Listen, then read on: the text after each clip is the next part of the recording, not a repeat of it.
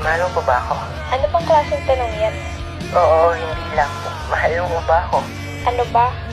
Pagod ako. Gusto ko nang magpahinga. Kahit hindi mo nasagutin, alam ko na yung sagot. Ano? Pag-aaway ka ba natin to? Alam mo, pagod na akong makipag-away sa'yo. Ba't ako, sa tingin mo, hindi ba ako pagod? Alam kong may bago ka na. Ano bang sinasabi mo? Paulit-ulit na lang ba tayo sa paghihinala mo? Nakita ko kayo ng dalawang mata ko. Gusto mo ng pruweba. Eto, Ba't ngayon mo lang sinabi? ganun naman talaga siguro, di ba? Kapag mahal mo, handa kang magpakabulag. Kasi nga mahal mo eh. Love. Sorry.